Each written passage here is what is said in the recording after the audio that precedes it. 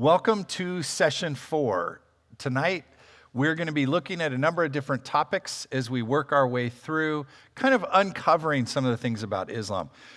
We want to start with the perfect example, according to Islam, which is Muhammad. And one of the key understandings tonight, when we're going through this, in the back of your mind, one of the kind of, I would say, almost bragging points of Islam is the fact that Muhammad was illiterate. And so no one could do the things, the basic claim is, nobody could do these things and be illiterate. It had to come from God. And so we get this from the Quran. Those who follow the messenger, that'd be Muhammad, the unlettered prophet, so believe in Allah and his messenger, the unlettered prophet who believe in Allah and his words, follow him, Muhammad, so that you may be guided. We're building the 5 pillars of Islam so we have a better understanding at the core tenets of their faith from their most trusted sources. And again, we're going to be going back to what do the most trusted sources say. We talked about the Shahada, the statement of faith. We moved through prayer. And key to understanding prayer is this idea that the Quran is only the Quran in Arabic. Prayer is only prayer in Arabic. Arabic is not just a language. It's not just a medium. It is literally part of the message. The Quranic linguistic structure, its rhythm, rhyme, and eloquence are considered untranslatable. I want to make sure that that is abundantly clear. If you have a conversation with Muslims and you're like, well, they'll say it's not in Arabic. You'll hear that a lot. Oftentimes, the sound, the meter, the rhyme that it makes, well, it does supersede reason, and for sometimes obvious reasons that reason and a lot of times the Quran come in direct conflict. When we look at why this is a real challenge for most Muslims, we see most Muslims don't know Arabic.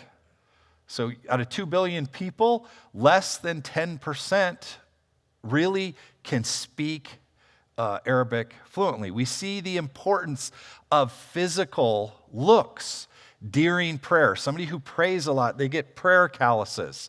And this becomes kind of a mark of piety, of how holy they are. And so there's several different ones. Women will even show their prayer callus.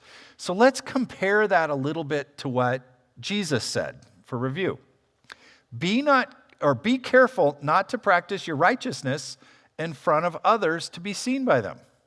If you do, you'll have no reward from your Father in heaven. And when you pray, do not be like the hypocrites, for they love to pray standing in the synagogue and on the street corners to be seen by others. Truly, I tell you, they have received their reward in full. And he goes further. But when you pray, go to your room, close the door, pray to your Father who is unseen, then your Father who sees what's done in secret will reward you. And when you pray, do not keep on babbling like pagans, for they think they will be heard because of their many words. Do not be like them, for your Father knows what you need before you ask him. So we see this. We looked at the video last week of what it takes to go through one unit of prayer, and often these prayers will have 4, sometimes 3, sometimes 2 of that unit, the rak'ah. We look at they have to pray also in a direction. They have to pray toward an edifice. And what we see is paganism almost always directs its prayer toward an object. You see in Daniel 3, King Nebuchadnezzar made an idol, an image of gold, and they stood before the image that Nebuchadnezzar had set up, and the herald proclaimed aloud, "You are commanded, O peoples, nations, and language, when you hear the sound, the call to prayer, you are to fall down and worship the golden image that King Nebuchadnezzar had set up." And so we have to ask ourselves, what is it? Why is there direction in praying? Jesus was really clear. He is discussing with a Samaritan woman. She says, "Sir, I perceive that you are a prophet." Jesus said to her, "Woman, believe me, the hour is coming when neither on this mountain," she's a Samaritan, nor in Jerusalem where you worship the Father. You worship what you do not know. The hour is coming and now is here when the true worshipers will worship the Father in spirit and in truth, or spirit and truth. For the Father is seeking such people to worship him. God is spirit, and those who worship him must worship in spirit and truth. Now, bear in mind, this is, 600 years before Muhammad. Jesus says we pray in spirit and truth. So if we want to kind of compare the two, and we're looking at it, Jesus says don't use thoughtless repetition or babble pagan-like. Muhammad says use repetition, but he takes it to the extreme, and most of them are babbling. They don't really understand what they're saying. Jesus says worship in spirit and truth. Muhammad says your prayer is invalid unless you're pointing toward this black edifice that has a stone in the corner. And it must be in Arabic. We looked at, the first week that we looked at Salah, prayer, if your foot comes up off the ground, well, it's invalidated. This directly goes against what Jesus taught. Jesus says pray privately, primarily. There is corporate prayer. We see some.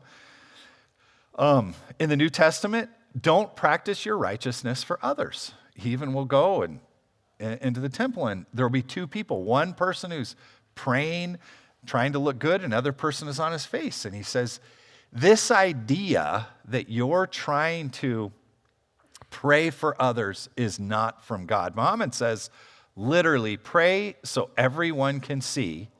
And it's even better if you can have prayer calluses so others will see your righteousness. So this is the antithesis or the opposite of what Jesus taught on prayer. Zakah, we talked briefly about. It's just almsgiving. And it's, to review, this pillar says you give about 2.5% of your total net worth. We shared that there's some calculators you can go to. And one of the things we're going to be talking about, not this week, in coming weeks, is intentional deception. And when I look at organizations like the Zakah Foundation of America, we see, wow, orphan care. But they're not going to tell you that under Sharia law, adoption is totally banned. And we see that about only 1% of that wealth, of that 2.5% that they're given, really is what's happening. Then we moved into the next pillar, the fourth pillar, which is fasting and Ramadan. And what we learned about this is that Ramadan often is about getting a collective experience. If somebody doesn't celebrate Ramadan, it's not about a personal fast between you and God. Ramadan is about really control. So here you see, and Hindu man is beat up. This is Saudi Arabia today. They basically will say, hey, if you're breaking this in a public well, Saudi Arabia will expel you. But at the heart of Islamic fasting is a total farce. Often when we come in with a biblical worldview and we think, oh, what is fasting? Or we come in with a fitness worldview and we say, what is fasting? We have this idea that we're giving up something. Ramadan is a feast that identifies as a fast. So we looked at articles like CNN as Ramadan draws to a close, and with it, mandatory daytime fasting. Muslims can breathe a sigh of relief as their diets return to normal. Many, however, will be surprised to find their clothes a little snugger and their health is in worse state. So we looked at a medical journals looking at this, where in Saudi Arabia, almost 60% of the people during Ramadan actually gain weight. So again, it's a feast before sunrise, it's a feast after sunset. That can hardly be called a fast. Now, they require everyone to do it. Everybody has to know exactly what's happening. Let's look at biblical fasting. Again, going back to the Sermon on the Mount, Jesus says, be careful not to practice your righteousness in front of others to be seen by them. If you do, you'll have no reward from your Father in heaven. When you fast, do not look somber as the hypocrites do. Truly, I tell you, they have received their reward in full. But when you fast, put oil on your head, wash your face, so it will not be obvious to others that you are fasting, but only to your Father who is unseen. And your Father who sees what's done in secret will reward you. So when we compare Jesus' teaching on fasting to Muhammad's fake fast, we see Jesus says don't do this in front of others. Muhammad says announce to the world what you're doing. And in fact, more than that, announce to the world, prosecute, intimidate, and yell at people who aren't doing it. That's hardly a righteous fast. Jesus says, when you do righteousness, when you fast. Muhammad says, fast, call it a feast. It's an appearance of righteousness. You might call it virtue signaling. So Ramadan is a fast, is a feast that wants to identify as a fast. So it's a fake fast that they want everyone to follow. Hajj, the Meccan pilgrimage. So Mecca is in Saudi Arabia, and we're going to be looking a little bit more at that. People, one time in their life, if they have the ability, need to go to Mecca and perform several of these. There's really 4 things that make your Hajj actually valid. We looked at them. One's intention. One's going to Arafat that we're going to talk about. One is to go around the Kaaba 7 times, and one is to go back and forth between these 2 mountains. So what is the Kaaba? We shared a picture of that. The Kaaba is this black, basically cuboid. It literally, Kaaba means cube. So it's a cubed structure. There were several of these in this area of Arabia. And Muhammad chose this one. Inside the Kaaba, they're polytheistic. There's some debate whether or not these come from Hinduism. Some Hindus feel quite strongly about that. The evidence of it is a little bit weak beyond the polytheism. And right next to the Kaaba, so here's a picture of the Kaaba in Mecca, we see this long line. And there's 2 little bumps that they've enclosed. One is called Safa, and the other one is called Marwa.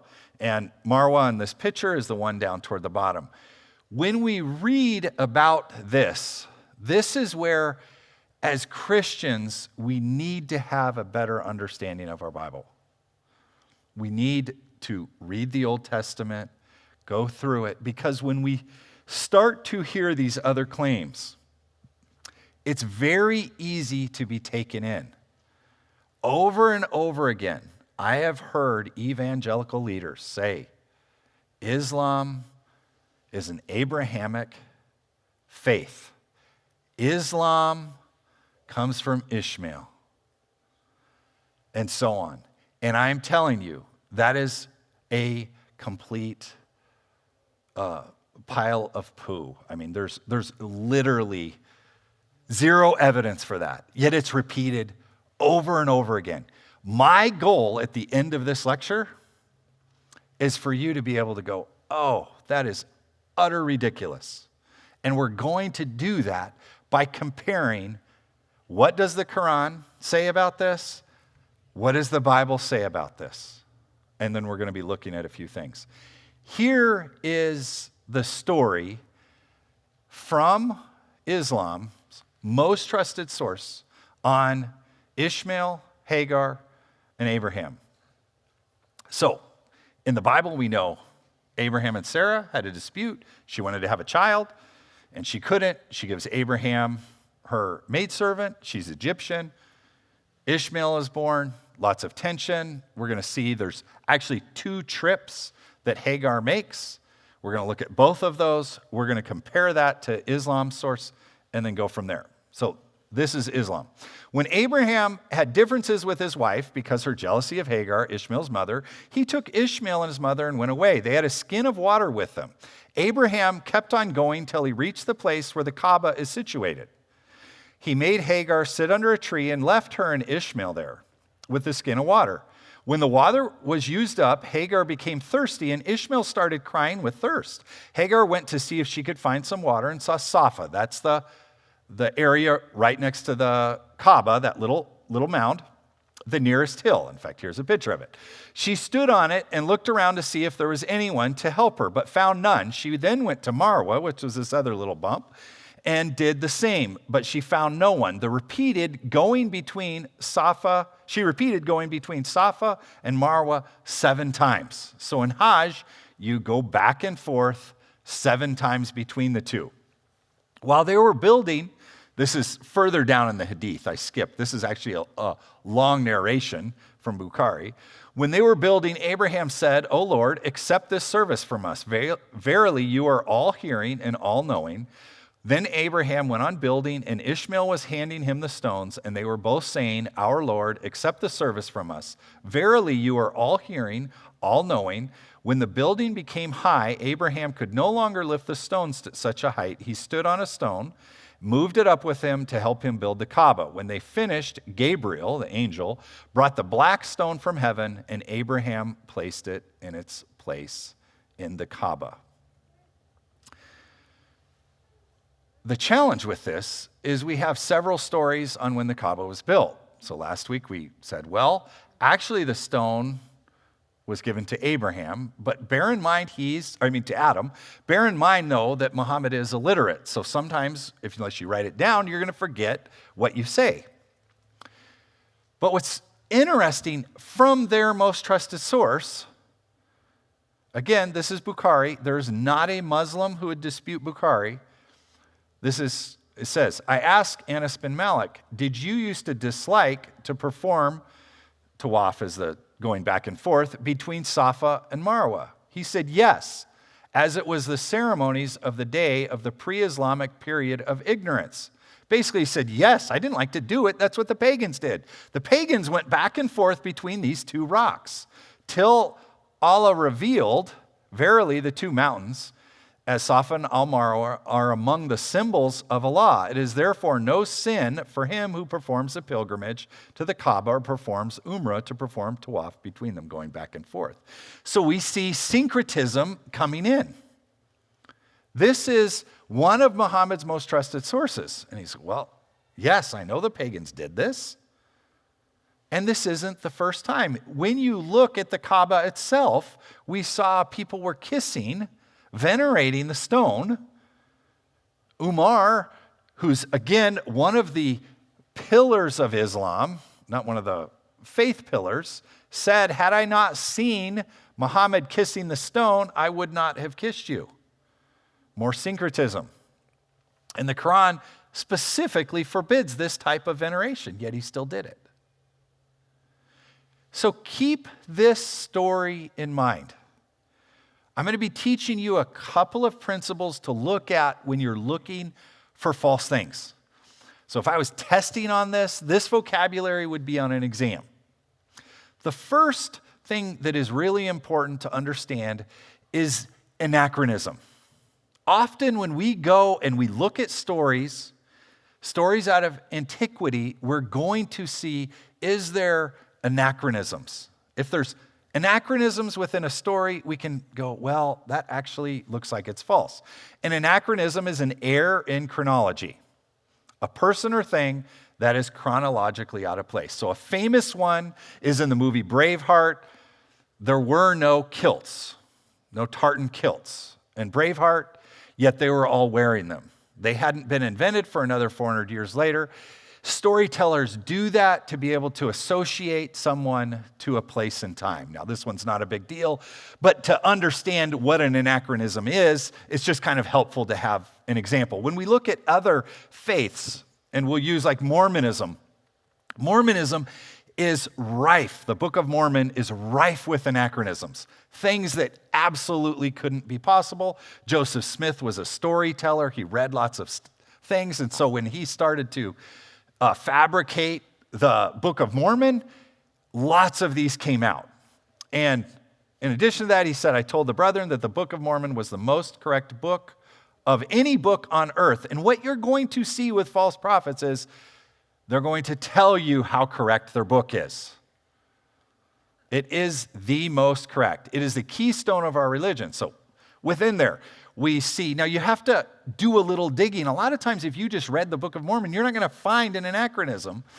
But what you have to understand is like the Book of Ether, and we're going to see some of these, is a Jaredite colony, a Jaredite people. Joseph Smith said that Ether is about 2200 BC. So this is in the North America, Central America, and he talks about cattle and cows. Well, cattle and cows didn't come to North America. It's an anachronism. They didn't come till way later. There is zero evidence that there were cows prior to the 1500s, the 16th century. So he only missed that by about 3,500 years. He talks about elephants. We know elephants, there's zero. Even mastodon, he says they're useful to man. There is zero evidence that mastodon were used by humans as useful. He talks about horses, goats, swines, none of those. Those are all brought old world over. One of the funny ones is he talks about windows being dashed to pieces, and he forgot glass making. He was off by thousands of years. Cimeter, because he loved Arabian stories, he throws those out there. He talks about dross. Well, there was no forging of metal. There was no dross. So there's all these anachronisms. He uses names that are from Spain. They've been anglicized over and over again. So it's very, very easy to go, this is a complete work of fiction. This is not from a theological sense, but this is just a historical critical. When people are looking at, is this a historical critical text? Does this make sense? And it doesn't make sense. Within Islam, you see the same thing. So we find out that Joseph, now we're switched from Mormonism to Islam, Joseph's brethren sold him for a miserable price. For a few dirhams counted out, in such a low estimation did they hold him. Now the problem is dirham, which was being used then, is a derivative of a drachma, which is a Greek currency. It didn't exist during Joseph. So Joseph is almost 1800 BC. Okay? Now, we're going 2,300 years later, and it says they're using that same currency. So, complete falsehood. Chainmail. It says King David wore chainmail. We bestowed grace aforetime on David for ourselves. O ye mountains, sing ye back praises of Allah with him. And ye birds also. And we made the iron soft for him, commanding, make thou coats of mail, balancing the rings of chain armor, and work ye righteousness, for be sure I see clearly all that ye do. So this is the Quran, Surah 34. King David died almost 1,000 years before Christ. The first example of chainmail is going to come a lot later. So we know he made this up. Crucifixion. They don't believe Jesus was crucified. But who do they believe was crucified? We go all the way back to Joseph. O two companions of prison, as one for you, he will give drink to his master of wine, but as for the other, he will be crucified, and the birds will eat from his head. The matter has been decreed about which you both inquire. Okay, this is in two different verses in the Quran. Pharaoh said, you believed him before I gave you permission. Indeed, he is your leader who taught magic, so I will surely cut off your hands and your feet on opposite sides, and I will crucify you on the trunks of palm trees, and you surely will know which some of us is more severe in giving punishment and one is more enduring. The Quran, by the way, has some phenomenal, absolutely horrific ways to die. This is one of them, but look at this. Crucifixion at the time of Joseph. What do we know? Again, Joseph, 19th century before Christ. The earliest record we have of crucifixion are Persians in the 6th century BC. So we have a gap of 1,200 years. Samaritans. Again, the Quran, these are Quranic passages, by the way. This is the perfectly preserved word of God, according to them. They said, "We did not break our promise to you by our will, but we were made to carry burdens from the ornaments of the people of Pharaoh, so we threw them in the fire, and thus did the Samri throw." And so that word right there, Samri, is the Samaritan, and the city of Samaria didn't exist for another 400 years. Now, some of them are funny. Now, you have to understand, again, he's hearing this is an oral society. This is not a literate society. And so he, like one of our former presidents, sometimes would get confused in his stories. And so this is one of the funny ones. So Haman opposes Moses. And so we will read, and again, this is within the Quran. This is not even, Sahih Hadith or something further out. This is in the Quran. "And we wish to be gracious to those who are being depressed in the land, to make them leaders in faith and make them heirs, to establish a firm place for them in the land, and to show Pharaoh and Haman and their host at their hands the very things which they were taking precautions. So we sent inspiration to the mother of Moses, suckle thy child." So Haman, he knew that Haman didn't like the Jews, and so he's just going to throw that in there. "Suckle thy child, but when thou hast fears about him, cast him into the river, but fear not nor grieve, for we shall restore him to thee." This is, Moses will be restored, "and we shall make him one of our apostles." Then, by the way, if you look at this, it says, "Then the people of Pharaoh picked him up from the river. It was intended that Moses should be to them an adversary and cause sorrow, for Pharaoh and Haman and all their host were men of sin." So he didn't read Esther very well because he couldn't read. And he's like, well, Haman and Moses, and he's telling the story about he'll be restored. And we see this really significant historical error. Then there's scientific errors that come from plagiarism. So Dul Qarnayn is a fairly well-known story, and we're going to talk a little bit about this. It says in Quran 18:86, "Till when he reached the place of the setting sun." This is Dul Qarnayn. Dul Qarnayn is Alexander the Great, just so you know that, and we're going to unpack that in just a second. "He found the sun setting in a muddy spring." So the sun sets in, not over, actually inside a muddy spring. "And found a people thereabout." So there was actually people that kind of could watch this sun go down in the muddy spring.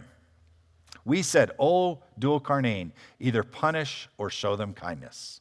And so I asked ChatGPT to make an image of this Quranic verse, and it actually did a beautiful job. And so here is the sun setting in a muddy spring. And again, 1890, this is another one, "Till he reached the rising place of the sun." So the sun goes down in a muddy pool, the sun comes up. "He found it rising from a people from whom he had appointed no shelter therefrom." So he is telling these stories.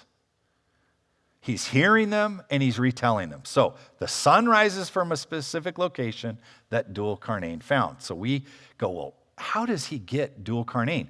Dul Qarnayn, Alexander the Great, often was depicted, Dul Qarnayn means two horns. And he's depicted, and so here's an image of a coin having two horns. So literally, the two-horned one saw the sun go down in the muddy pool. And that's in the Quran. That is in God's perfectly preserved word, according to Islam, according to Muhammad. And he is known to the rest of the world as Alexander the Great. Where do we find this story? In the Alexander romances. These are Syriac legends, not real events. And so there were so many things that were being said about Alexander the Great that were just totally mythological. And we find a lot of them in the Alexander romance. And so in there, we read, It says, the heavens rest, and what surrounds the earth, there is a fetid sea. This is the muddy sea in the Alexander Romance, which surrounds creation. So we see this myth then canonized in the Quran. So if you were there and there's somebody spouting off and they're like, hey, this is exactly how it is. And oh, by the way, this mountain is where Ishmael is. And they're coming up with all these stories. And he's like, well, actually, God told me that you can't have adoption, that you're not given sons. This is happening all the time. What do you suppose those people would accuse him of? Fabricating or making it up. And so within the Quran, what do we see? And do they say, now understand, this is Muhammad. This is where you have to understand what the Quran is. The Quran is what God is saying, not what Muhammad is saying. That's what the claim is. The Quran is what Muhammad is saying that God is saying. So if I was up here and I'm like, well, you can't accuse me, God says, and then that is canonized. Or do they say he invented it? Muhammad invented it. Say, then bring forth one chapter, one surah like it, and call upon for assistance whoever you want besides God, if you should be truthful. He's like, you guys couldn't come up with a surah so beautiful. And so, is this anywhere else in the Quran? Well, yeah. In another chapter, 1788. Say, if mankind and the jinn, think genie, gathered in order to produce the like of the Quran, they could not produce the like of it, even if each other were assistants. So he's being accused again of going, you're just inventing this. This is not from God. Chapter 32, verse 2. Or do they say he invented it? Rather, it's the truth from your Lord, O Muhammad, that you may warn a people. And again, he's accused of just making stuff up. Chapter 46, Surah 46, verse 8. Or do they say he invented it? Again and again. Say, if I have invented it, you will not possess for me the power to protect me from all at all. He is the most knowing of that in which you are involved. Sufficient is he as a witness between me and you, and he is the forgiving, the merciful. Do they say he invented it? Rather, it is the truth from your Lord, O Muhammad, that you must warn a people. And again, he's having to answer throughout the Quran again and again. Chapter 25, verses 4 and 5. And those who disbelieve, this is not but a lie he invented. And they say, legends of the former peoples, which he has written down. And again, chapter 6, verse 25. This is not but the legends of the former peoples. And again, chapter 6, verse 7. And if we had sent down to you a written scripture on a page and they touched it with their hands, the disbelievers would say, this is not but obvious magic. What he's saying is, even if he hadn't said it, if God himself actually had wrote it, because again, we know Muhammad's illiterate, if God had actually given it on a written page, they would just say it's magic. They wouldn't say it's from God. Why? Because everyone around Muhammad said he was inventing things. Chapter 8, verse 31. And when our verses are recited, say to them, we have heard, if we willed, we could say something like this. This is not but legends of the former people. This is what the eyewitness testimony of the people who were living with Muhammad were making claims about what Muhammad is claiming. That is a far cry when we look at the New Testament and we see the claims at the New Testament. We see, no, this is totally different. Very few, no one was claiming that Jesus didn't do a miracle. What they claimed is you did it on the Sabbath. These things were done in public. And so nobody is going to Jesus and going, you didn't feed 5,000 people. They're going to say you did it, but under the power of something else. And so this is a profound difference. One is a fabricator. One is based in reality. You think I'm done. I'm not even close to done on these. 83:13. When our verses are recited, he says, legends of the former people. 52, verses 33 and 34, do they say he has made it up? Rather, they do not believe. Chapter 11, 35, or do they say he invented it? Say, if I have invented it upon me, the consequences of my crime, I am innocent of what crimes you commit. 69, 44 through 47, and Muhammad has made up us some false sayings. We would have seized him by the right hand. This is God. This is Muhammad saying what God is saying. If I had made this up, God would seize me by the right hand, and he would have cut from the aorta. It's a way of saying this would be a divine killing. This would be a killing that you kind of like can't see, literally cutting from the inside out. There's none of one who could prevent us from him. Well, we're going to actually see Muhammad, when he dies, he's poisoned by a Jewish woman, and he says Allah has cut his aorta, so actually maybe this one's true. Okay, so we started with if you could make one surah as good at it. So let's go. This is the last one I'll do this evening. Chapter 11, verse 13. Or do they say he invented it? Say then, bring 10 surahs now like it that have been invented, and call upon whoever you can besides Allah if you should be truthful. Now, looking at the most trusted sources, we see he is being accused again and again and again and again of just making stuff up, plagiarizing it. When we look at anachronisms, we see 100%. He is making it up. These things could not have been possible.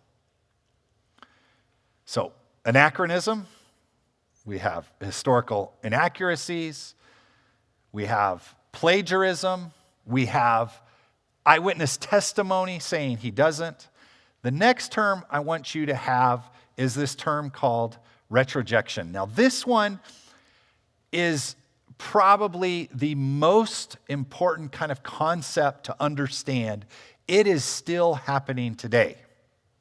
Retrojection is the act of projecting something into the past, inserting, this is why I did anachronisms first, inserting historical anachronisms, placing present-day beliefs or ideas or events into a historical context that did not exist at that time.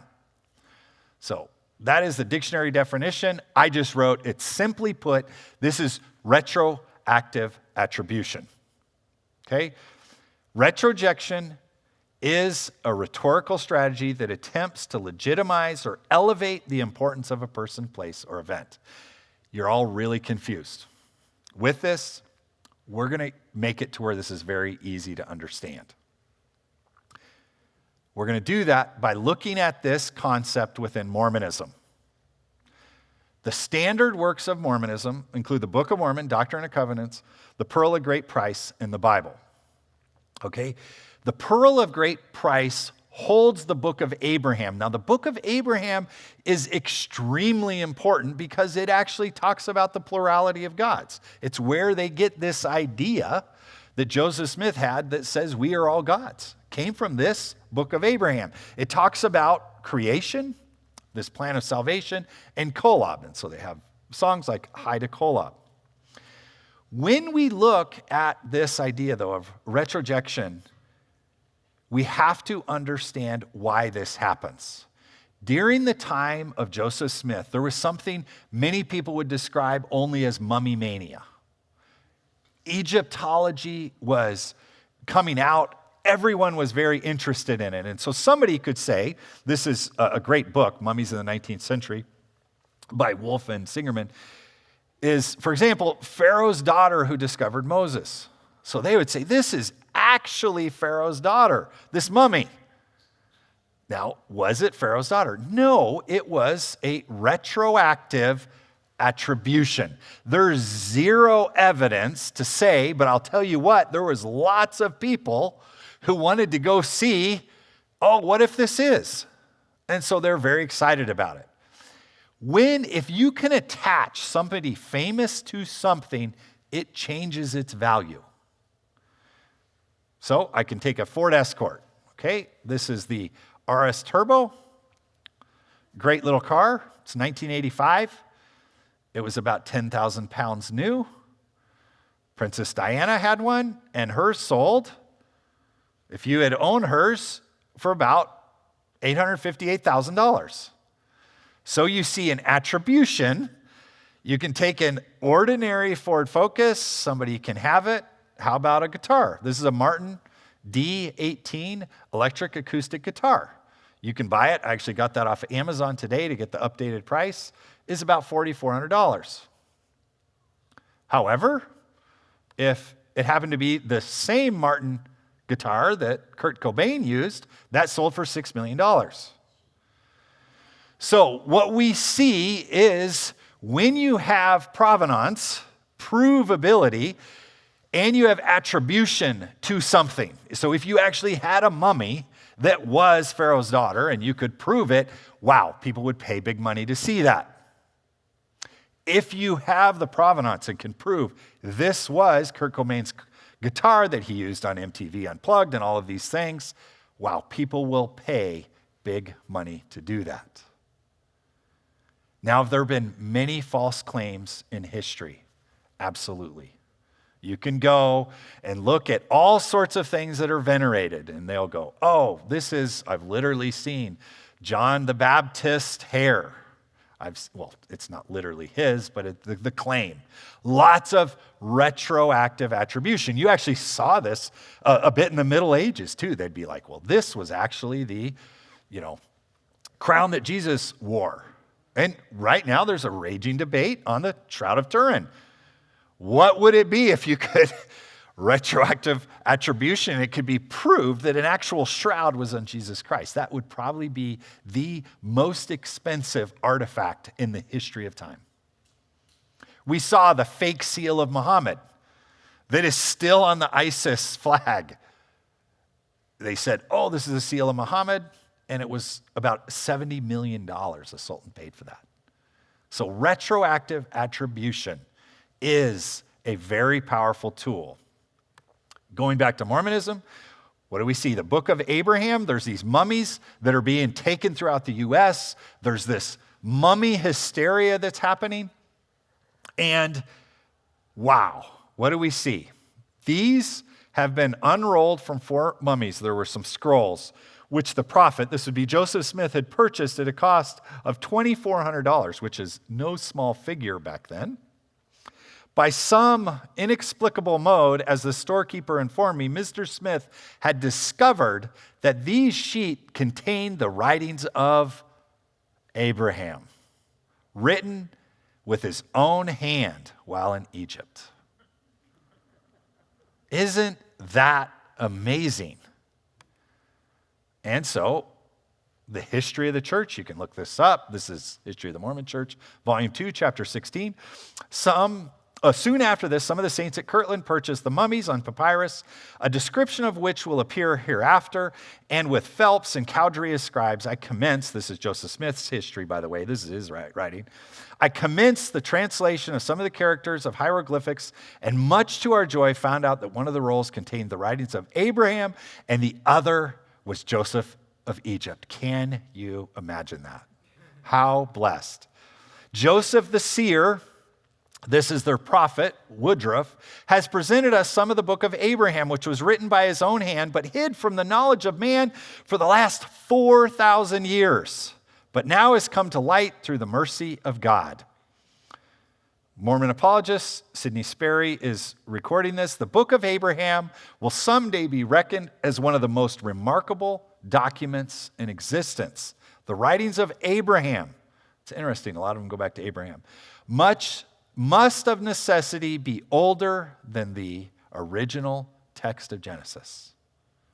Isn't that amazing? Older than Genesis. So these are the copies. They were very careful and they hand copied them. I won't go into what all of them say, but as we go through each of these facsimiles they had. And Joseph Smith then passes away, and Emma Smith, one of Joseph's wives, refuses to give these papyri, which this is by some miracle, to Brigham Young. There's a split in the church, and she says, no, these are my property. So Emma donates the papyrus to Chicago with the letter of authenticity that these indeed were the actual documents that Joseph Smith had. And sadly, the Great Chicago Fire happens. The museum at which these were donated, it gets completely burnt. Everything is burnt. Around this time, what we were doing is we're finding, wow, the Rosetta Stone came out, and we were starting to be able to translate. What were some of these Egyptian documents? So they took from what the Rosetta Stone, what scholars said, that those facsimiles, because that's all they had were the facsimiles, and they go, no, these were not before Genesis. These aren't anywhere close. Mormonism is a total fraud. And this was on the front page of the New York Times. This was not small. These were Sunday specials. You can go back to this era when they finally figure this out. And what they do is they show, it comes from what's called the Book of Breathings. These are just common funerary scenes that would have been very common when people were mummified. And it represents something totally different, has nothing to do with Kolob. And we see his retroactive attribution was totally a complete lie. So how did the church handle this? The church simply said this: less than 1/7 of the whole book of Abraham was represented by the facsimile portion, and even that one, as an accompaniment to the text, Evans argued, this is John Evans, an official for the church, that in order to give a fair test of Joseph's true ability to translate Egyptian, and before the scholars could get away with charging that the entire book of Abraham was a false translation, they would have to examine the original papyrus or a copy of it from which the book of Abraham was translated. And how could they do that since Emma donated it to Chicago and the museum burnt down? Well, here's an actual picture of it. What they didn't know at that time is the Chicago Museum had lent those papyri to the Met, the Metropolitan Museum in New York. So let's fast forward to 1967. In 1967, the Metropolitan Museum of Art, the Met, gifts the papyri back to the church because honestly, it's theirs, right? Emma gave it up, and they go back through all of what they have, and they discover they have it. It included the hieroglyphics accompanying the images, the facsimile, so they knew they had the same one, showing that Smith indeed was a fraud. Indisputable evidence that the papyrus is a funerary document, the Book of Breathings, they can test the paper, late funerary text intended to enable deceased people to continue to exist in the afterlife. If you want to know more about this, go to Do We Agree? Look at some of my Mormon lectures. It's actually kind of funny, the radical difference between what Joseph Smith versus what it says. The oldest known book of breathing is 350 BC. Abraham is 2000. This was not written prior to that. The experts then come out and say the book turned out to be nothing but page after page. That is him commenting on Joseph Smith's translation, page after page of nonsensical gibberish. Though it apparently had succeeded at one time in impressing unsophisticated minds, the work was unable to withstand the scrutiny of experts. To put it, the whole work was largely a piece of imagination, lacking any kind of scientific value. It reminded him of the writings of psychic practitioners, which are sometimes sent to me. What was the church's response? And what we're going to see, this is important to remember, almost everybody says this, whether it's Jehovah's Witnesses, Muslims, or Mormons. The prophet later said, I believe the Bible as it read when it came from the pen of the original authors. Ignorant translators, careless transcribers, designing and corrupt priests have committed many errors. This from the certified worst translator in the history of mankind. But Islam is going to attack, well, you don't have the original Bible.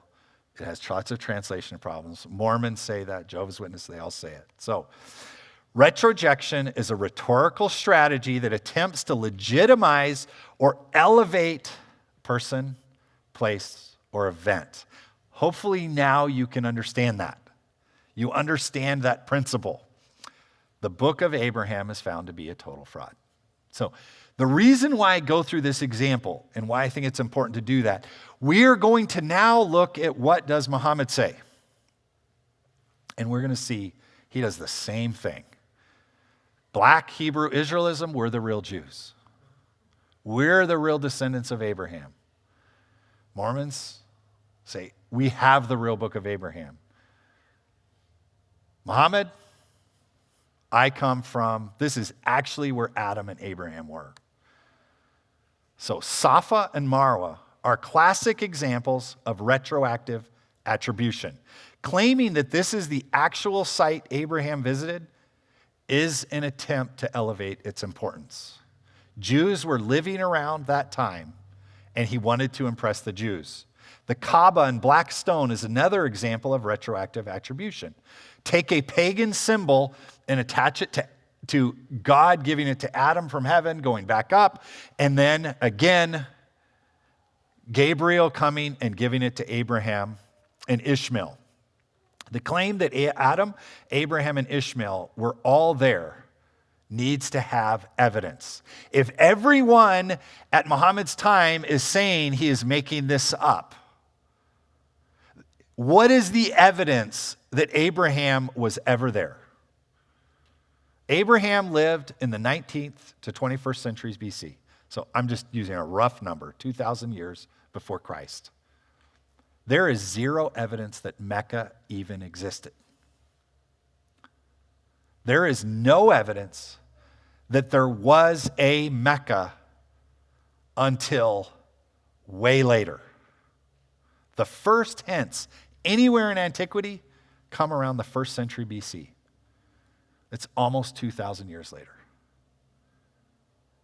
There is not a historical critical scholar that believes Abraham was anywhere near where Mecca was. Now let's look at biblical scholars. Where did Abraham travel? So we have a map. That's basically going from Ur, essentially over to Hebron. We know he went down into Egypt. Would have he gone way into the desert? No. There's no record of that. So let's specifically look at Abraham and Hagar. Again, 2000 BC. Let's look at Genesis 21. So there's two stories of Hagar being sent out. A lot of people don't know that, but let's look at those. Early the next morning, Abraham took some food and a skin of water and gave them to Hagar. He set them on her shoulders and then sent her off with a boy. She went on her way and wandered in the desert of Beersheba. Okay, so we can see, why would have she gone down into the desert of Beersheba? Well, it's actually pretty easy. We know Abraham would have been probably by the oaks of Mamre. We see in Genesis 13, so he moved his tent, came to settle by the oaks of Mamre, which is at Hebron. Now, let's look at who was Hagar. Now, Sarai, Abraham's wife, had borne no children. She had a female Egyptian servant whose name was Hagar. If Hebron, and she is told to leave, and she's going down to where? Egypt. Why would she be going to Egypt? Going back to her people. This is like the most obvious thing on the planet. The Bible spells it out. The angel of the Lord found Hagar near a spring in the desert. It was the spring that is beside the road to Shur. Well, if you look at the way of Shur, or the road to Shur, it leads to where? Egypt. Now, does that seem surprising? No, it's exactly where you would expect a bondservant who's asked to leave due to jealousy to do is go back to her family. You are the God who sees me. For she said, I have now seen the one who sees me. That is why the well is called Bir Lahai Roi. It is still there between Kadesh and Bered. So we know roughly exactly where she should, and it is exactly where we would expect it to be. So let's look at the next. So she gets sent back. Early the next morning, again, we see, took some food, a skin of water, gave them to Hagar, set them on her shoulders. They sent her off with a boy. She was on her way and wandered in the desert of Beersheba. Then God opened her eyes and she saw a well of water. So she went and filled the skin with water, gave the boy to drink. God was with the boy as he grew up. He lived in the desert and became an archer while he was living in where? In Mecca? No, the desert of Paran. His mother got a wife from him from Egypt. Where's Paran? It is right where you would expect it to be. Between Hebron and Egypt. So he has half-brothers in one area where they're going to meet up, and this is the most common thing. So Hagar goes to Egypt by the way of Shur. A well is renamed. Hagar goes back. She goes back likely to Hebron. Then to Beersheba. Her son Ishmael is found to be living between the two. When you look at the Quran, Ishmael is given two different wives. None of them are related to Egypt. That's in a longer series of lectures. I go into this much more. But what do we see from this? Or do they say he made it up? Let them produce a statement like it if they should be truthful. We already have a statement like it. It's called the Old Testament. We already have it. We already have the archaeologic evidence. It corresponds that which is reality. It's not false. So yes, Muhammad just made it up. He didn't like the Jews later in his life. He chose Ishmael over Isaac. So let's look at some of the other stories, again, that are in their canon.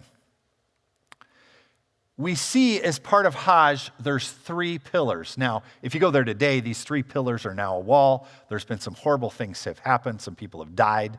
Kind of getting in. There's so many people that every now and then they'll have a crush. And recently they had over 1,400 people die. But let's read what's happening here at Hajj and why they do this. When Abraham was commanded in his dream to sacrifice his son, he took him to Mina. So, remember that, Mina. Shaitan, that's Satan, appeared to him at these 3 pillars. So at the first pillar, and Abraham threw 7 stones at him, so he disappeared. Then Shaitan appeared to him at the second pillar, and he threw 7 stones at him so that he disappeared. Then Shaitan appeared to him at the third pillar, and he threw 7 stones at him so he disappeared. You Muslims are only following the path of your father Abraham by stoning these pillars. And so literally, in order to get so many people to these pillars, this is some of the pathways at Hajj that you have to do that. Does that correspond with reality?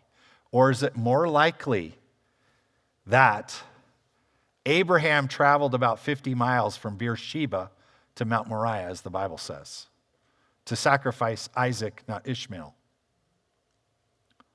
Does Genesis 22:2 record, take your son, your only son whom you love, Isaac, not Ishmael, and go to the region of Moriah, sacrifice him there as a burnt offering on the mountain I will show you.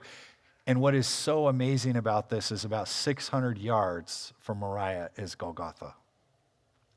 And if I had more time, I would love to show you the beauty of God's true fingerprint of him showing that he will provide, just like there was a provision for Isaac, a substitutionary atonement Jesus Christ gives the ultimate sacrifice as both man and God at Golgotha. The final act in Hajj, well, not the final act, the fourth one we're going to talk about, they actually go down to Arafat and they go back. So it's a big loop. And remember when we assigned Abraham to the site of the house? Like, hey, we told Abraham where the Kaaba is. Do not associate with me, anything with me in worship, and purify my house for those who circle the Kaaba, stand in prayer, and bow and prostrate themselves. So they claim this mountain, Arafat, is where Abraham said, hey, this is where you do that. Where in the Bible do you see Abraham saying, bow to anything, kiss a stone, circle something? Any inkling of idolatry do you see Abraham doing?